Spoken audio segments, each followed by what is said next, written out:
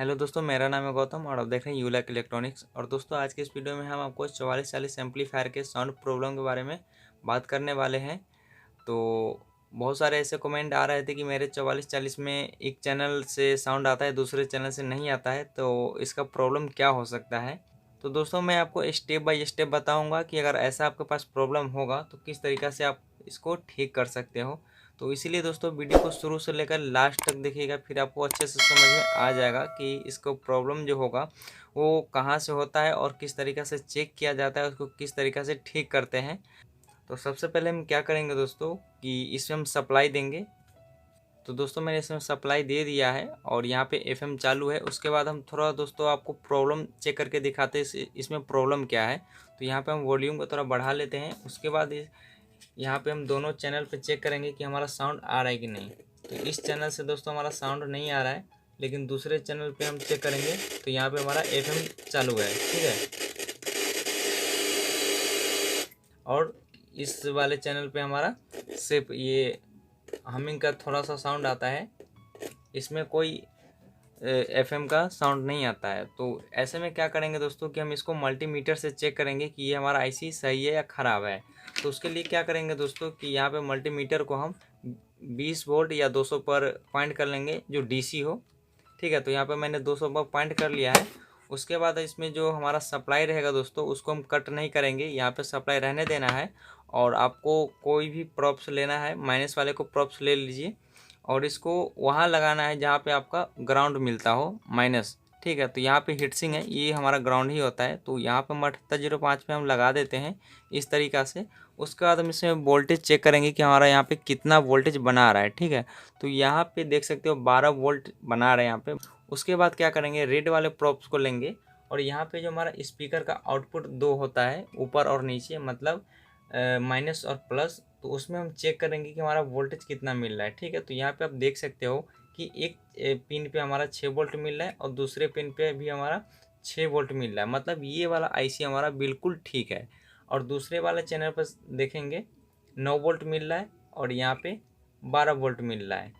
तो दोस्तों, ये 6 वोल्ट यहाँ पे मिल रहा है और 6 वोल्ट यहाँ पे मिल रहा है, तो मतलब ये आईसी ठीक है। तो इसका मतलब ये है दोस्तों कि अगर आपका यहाँ पे जितना भी सप्लाई होगा उसका ठीक आधा वोल्टेज इस दोनों पर मिलना चाहिए। मान के चलिए कि अगर यहाँ पे हमारा 30 वोल्टेज आ रहा है तो इसी दोनों पिन पे हमारा 15 वोल्ट यहाँ पे मिलना चाहिए और 15 वोल्ट यहाँ पे मिलना चाहिए। मतलब जितना भी वोल्ट यहाँ पे आपका आता होगा उसका ठीक आधा वोल्टेज यहाँ पे होना चाहिए। उससे अगर कम या ज़्यादा हुआ तो वो आईसी आपका ख़राब हो चुका आता है। ये बहुत ही सिंपल ट्रिक है 4440 आईसी को चेक करने का। तो हम इस आईसी को चेंज करेंगे।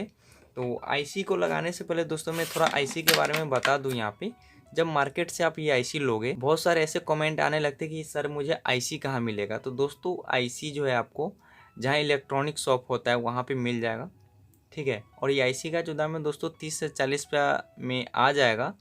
इसका तो ओरिजिनल आईसी सैनो कंपनी का आता है, लेकिन वो भी मिलता नहीं है। लेकिन इसमें भी जो ओरिजिनल और डुप्लीकेट होता है उसके बारे में थोड़ा मैं आपको बता दूं कि ये जो आईसी दोस्तों आपका, अगर इसको आप मैग्नेट के पास लगाओगे तो देख सकते हो ये मेरे पास मैग्नेट है, यहाँ पे ये चिपकता नहीं है, ठीक है। ये चिपक नहीं रहा, आप देख सकते हो ये चिपक नहीं रहा है। अगर वही डुप्लीकेट होगा तो ये इसमें चिपक जाएगा, ठीक है। ये देख सकते हो गिर जा रहा है, मतलब ये आईसी थोड़ा ओरिजिनल है, जो भी है लेकिन ओरिजिनल है। अगर वही डुप्लीकेट होगा इसमें तो ये आपका इसमें चिपक जाएगा, ठीक है। तो इस तरीक़ा से भी आप इसको चेक कर सकते हो, ओरिजिनल और लोकल। इसका तो ओरिजिनल सैनो कंपनी का आता है, लेकिन जो भी मार्केट में अवेलेबल है उसमें भी ओरिजिनल और डुप्लीकेट होता है, ठीक है। तो इस तरीक़ा से थोड़ा चेक कर सकते हो। उसके बाद क्या करेंगे दोस्तों कि जो हमारा आईसी यहाँ पे हमारा ख़राब है उसको हम चेंज कर लेते हैं।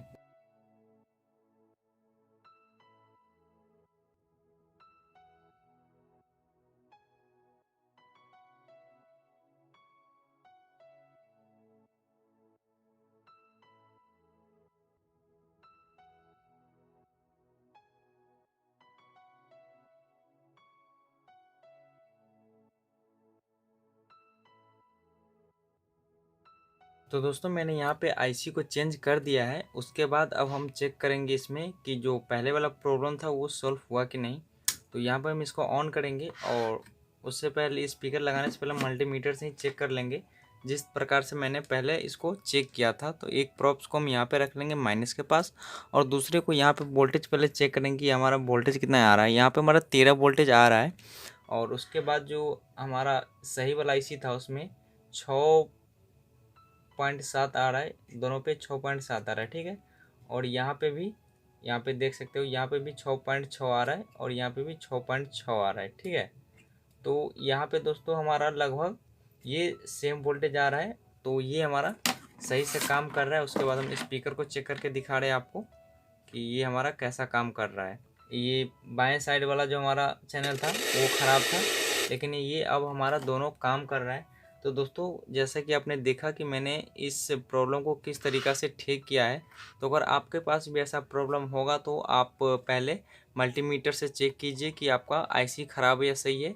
अगर आपका IC ख़राब है तो चेंज कर दीजिए। और ज़्यादातर प्रॉब्लम यही होता है दोस्तों कि अगर आपका साउंड नहीं आ रहा है तो 80% यहाँ से इसका फॉल्ट होता है कि IC आपका ख़राब होता है। तो दोस्तों मैंने IC को चेंज किया, उसके बाद जो हमारा प्रॉब्लम था वो सॉल्व हो गया है। तो दोस्तों हमारा वीडियो कैसा लगा तो प्लीज़ लाइक करें, शेयर करें, और हमारे YouTube चैनल को सब्सक्राइब कीजिए। वीडियो देखने के लिए धन्यवाद। आपका दिन शुभ हो।